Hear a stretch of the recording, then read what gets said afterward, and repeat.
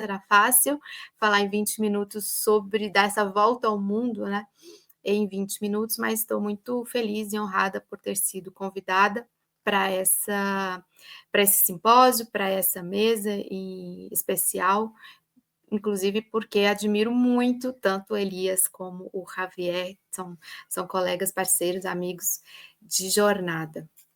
Vou trazer aqui, então, algumas reflexões sobre o título dessa mesa, né? Lembrar o nosso título, que é Geopolítica, o papel da China, BRICS e Sul Global. Trouxe essa apresentação justamente para conseguir focar no tempo de apresentação. O papel da China, dos BRICS, do Sul Global na geopolítica, atualmente é cada vez mais central, né? Tanto é que por isso mesmo a gente está conversando. Trouxe essa imagem aí da reunião dos BRICS, a cúpula, na verdade, chefes de Estado dos BRICS de 2024, que foi em Kazan, em outubro do ano passado, e que todos nós acompanhamos muito de perto, né, passo a passo, esta reunião, uma reunião que mostrou que a Rússia não estava nada isolada, não está nada isolada, né, os países compareceram e mostrou assim um vigor também da diplomacia russa, que promoveu essa reunião e investiu muito nessa reunião, inclusive a gente sabe que a cúpula dos chefes de Estado ela é o ponto ápice, né? Mas antes tem uma série de reuniões, e a Rússia, em especial, investiu muito no tema da busca de alternativas ao dólar, né? Alternativas ao sistema financeiro, de crédito também internacional. Inclusive, indico os textos do Paulo Nogueira Batista Júnior, que participou de vários dos debates prévios à cúpula e deixou anotados para que a gente pudesse consultar justamente sobre o papel da Rússia na promoção destes debates. Como bloco contra-hegemônico, e assim eu vejo, né, os BRICS, o Sul Global de uma forma geral, a China, a formação cada vez mais ganha forma, né, esse bloco contra-hegemônico, ele propõe novas formas de organização econômica, diplomática, financeira, e é isso que a gente vai analisar hoje. Eu tenho certeza que os meus colegas Elias e Javier vão falar bastante sobre China, então, com muito mais propriedade, inclusive, Elias esteve bastante tempo recentemente na China, e esse é o tema central de estudo, né? Então, eu vou deixar aqui algumas impressões minhas sobre o papel da China no século XXI. Eu trouxe duas citações do Giovanni Arrighi, porque eu acho que o Giovanni Arrighi, quando ele escreveu aquele livro no final do século passado, né, antes de falecer, o livro dele sobre o Adam Smith em Pequim, se eu não me engano, esse livro, depois é que ele foi editado, que ele saiu aí, tá? Eu tenho essa edição de 2008, que é da Boitempo, então foi nesse período aí que ele deixou essas impressões, final do século passado, início deste século, e nesse livro ele traz algumas reflexões sobre a China como um novo hegemon a surgir, né? Embora a China não se coloque neste lugar, eles falam que não querem ser o país central, hegemônico, eles têm pavor de que se compare a China com os Estados Unidos nesse papel de um país dominante. Mesmo assim, há características traçadas por Brodel, pelo próprio Arrighi, Wallerstein, esse time aí dos estudos sobre o sistema mundo, que traçam características do que seria um país hegemônico, e que a China ela vai cumprindo muitos dessa checklist aí de país hegemônico, não ainda de país hegemônico, mas país de potencial de se tornar um centro hegemônico. É óbvio que todo esse debate hoje a gente faz dentro de um debate sobre a multipolaridade, e a China, aí sim, ela se coloca e se vê como um polo deste mundo multipolar, que nós, como partido, como PCdoB, hoje avaliamos um processo de transição, né? Transição para a polaridade, mas esse é um outro debate. O fato é que o Giovanni Arrighi escreveu sobre a China o seguinte: o desenvolvimento da China não constitui uma simples imitação do Ocidente, mas sim a reemergência de uma trajetória histórica própria que havia sido interrompida pelo colonialismo. Então, isso está lá no Arrighi. E ele também diz depois, mais para frente, nas páginas mais para frente, que a capacidade da China de exercer liderança mundial depende da sua habilidade em promover o bem-estar dentro e fora de suas fronteiras, sem recorrer à dominação violenta, como fizeram as potências hegemônicas anteriores. Lembrar que o Arrighi, na esteira do Braudel, eles estudaram potências hegemônicas e todas elas do Ocidente, né? Lá os genoveses, os britânicos, os estadunidenses. Então, se a China se tornar, realizar o seu potencial de se tornar um hegemon, seria com características diferentes dos anteriores hegemons, né? Sem recorrer principalmente à violência e dominação violenta. Essa é a opinião do Arrighi. Mas por que eu trouxe isso? Porque para mostrar que já no final do século passado, obviamente, já se pensava, já se articulava, se falava do potencial da China como um país muito importante para o mundo no século XXI, uma potência global em ascensão. E hoje a China pode ser considerado o principal ator do sul global, em termos de peso geopolítico, econômico, mesmo militar, né? E algumas reflexões são de que hoje a China promove uma ordem internacional multipolar, ela tem interesse em impulsionar isso, e ela também hoje é um polo nesse sistema, em oposição à hegemonia dos Estados Unidos. Ela defende fortemente o multilateralismo, isso nós temos provas cabais disso. O Trump fez tarifaço, eles vão lá na OMC. Os Estados Unidos tiraram dinheiro da OMS, a China coloca dinheiro na OMS, Organização Mundial da Saúde, aposta no multilateralismo, fala sobre isso, fala que o futuro compartilhado da humanidade tem como fundamento o respeito numa ordem multilateral. Também expande sua influência em infraestrutura, finanças, comércio, isso nós também sabemos e observamos e acompanhamos, analisamos quase todos os dias, principalmente através da iniciativa do Cinturão e Rota, o Belt and Road Initiative, que foi foco de grande debate aqui no Brasil, principalmente ano passado, com a expectativa enorme da China de que o Brasil integrasse oficialmente o Cinturão e Rota, coisa que não aconteceu por decisão do governo Lula. No lugar disso, foi colocado que China e Brasil estão vivendo um momento de sinergia entre grandes projetos. Mas a expectativa da China mesmo era a integração do Brasil a essa iniciativa. A China vem estabelecendo alianças com países da Ásia, da África, América Latina, Oriente Médio, desafiando o sistema liderado por Washington. Então, essas têm sido algumas das características aí da China neste cenário que nós analisamos nessa mesa de hoje no simpósio. Ela tem atuado como líder do sul global, tem investido em países do sul global, já falei aqui, né, especialmente infraestrutura e energia. Quem for agora em qualquer país da África, praticamente pode observar como a China tem feito cooperação, investimento em infraestrutura na África. Isso explica, inclusive, vários dos conflitos que tem acontecido ali na região do Sahel, né, com praticamente expulsão de forças neocoloniais da França, principalmente.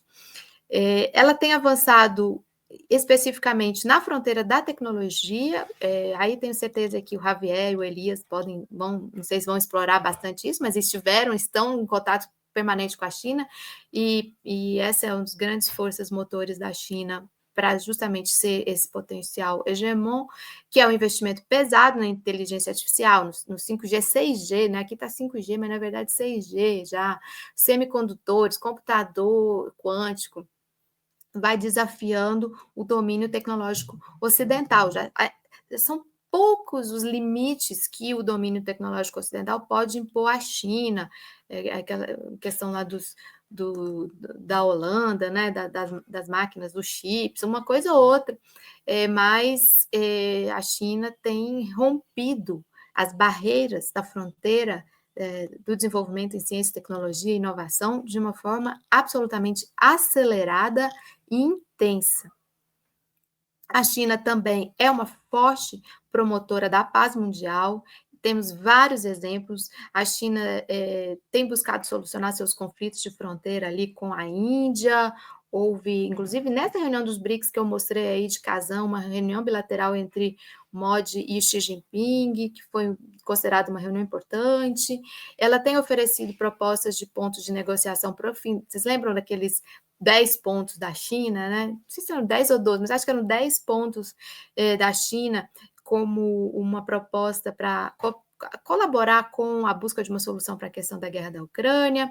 A China também tem abrigado reuniões de forças políticas palestinas, ou seja, tem se colocado como um país que quer ajudar a encontrar uma solução para a Palestina, facilitou o diálogo entre a Arábia Saudita e Irã, isso foi muito importante, atraiu também para os BRICS,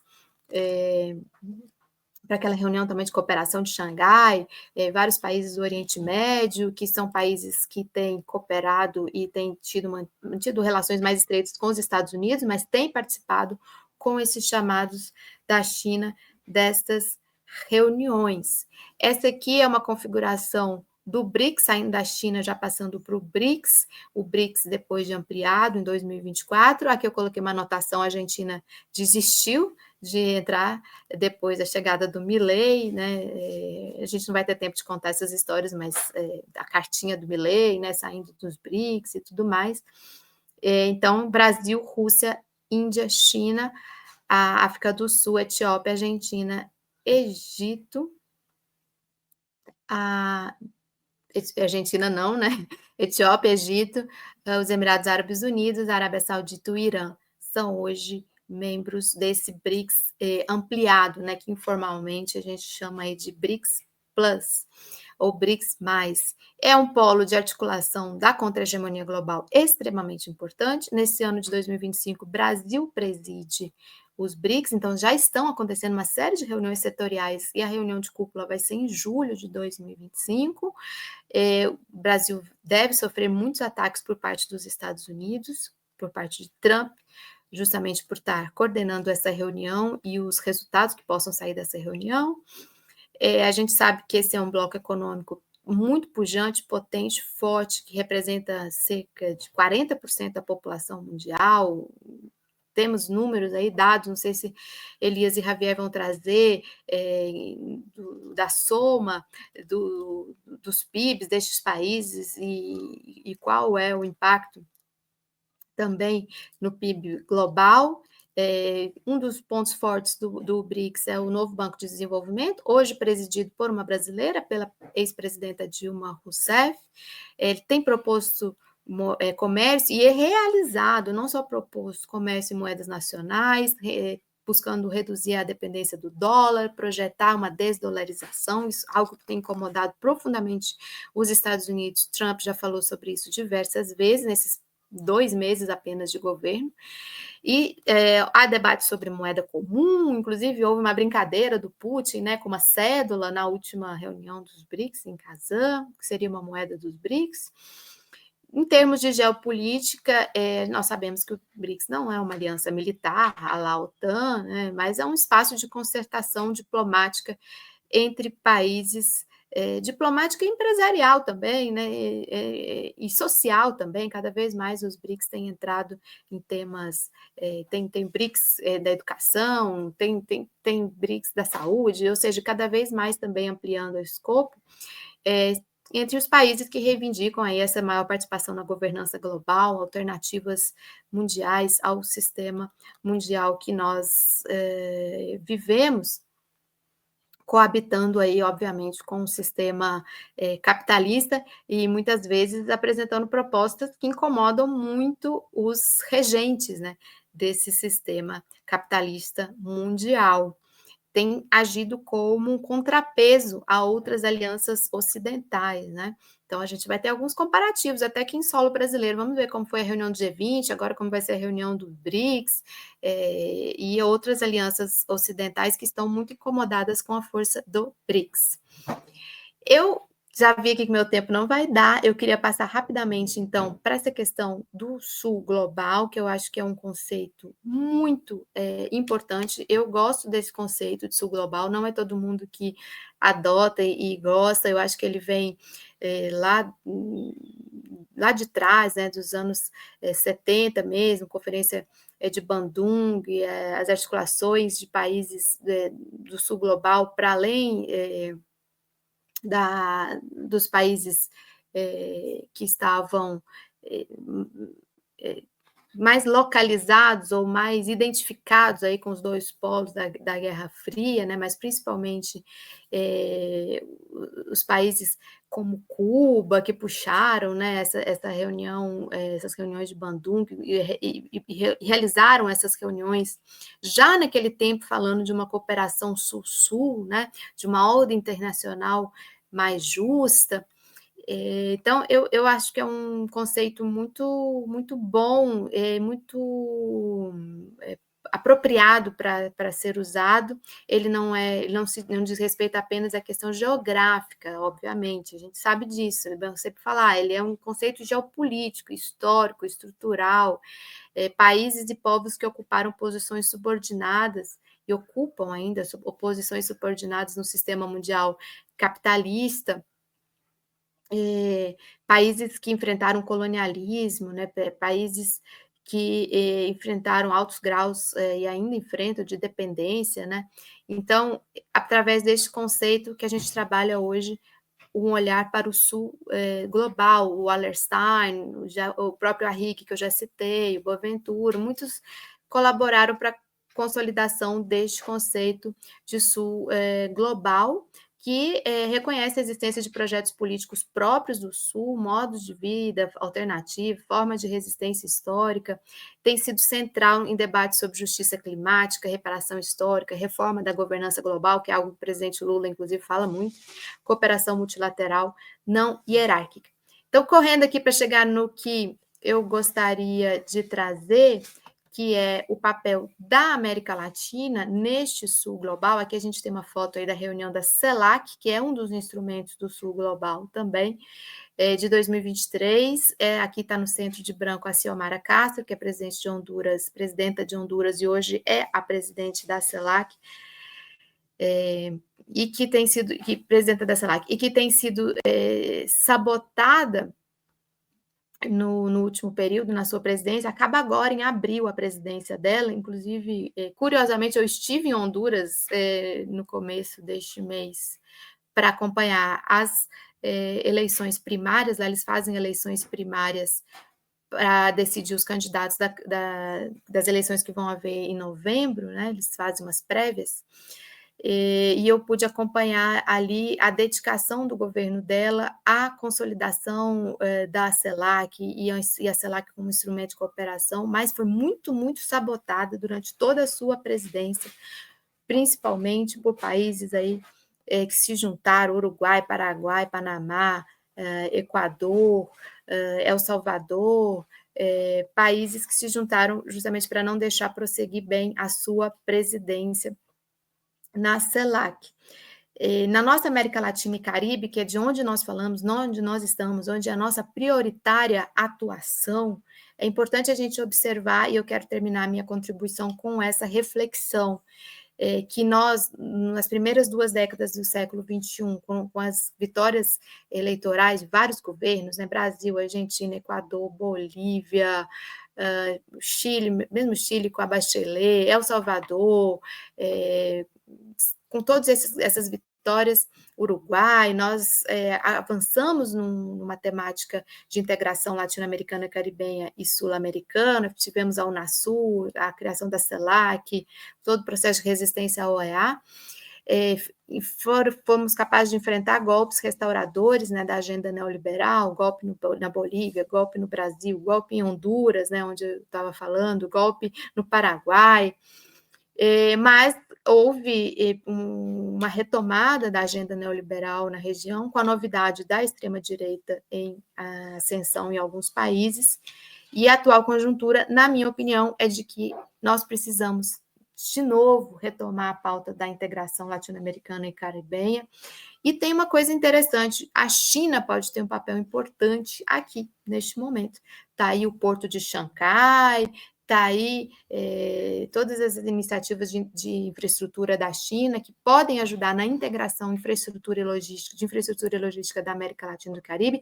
Não é à toa que o Trump ataca o Panamá, não é à toa que o Trump faz o Panamá sair do cinturão e rota, não é à toa que os Estados Unidos querem expulsar a China aqui da América Latina e do Caribe, porque sabe que esse casamento ou essa aliança dentro do Sul global entre América Latina, Caribe e China e BRICS pode transformar nossa região em um importante polo dentro desse Sul global mesmo, pensando nesse mundo multipolar, de resistência e ação anti-imperialista, anticapitalista e por emancipação dos nossos povos, que é isso que a gente busca cotidianamente, e também na geopolítica isso se expressa dessa forma, como eu tentei aqui resumidamente falar em 23 minutos, e agradeço imensamente toda a audiência, e vou depois assistir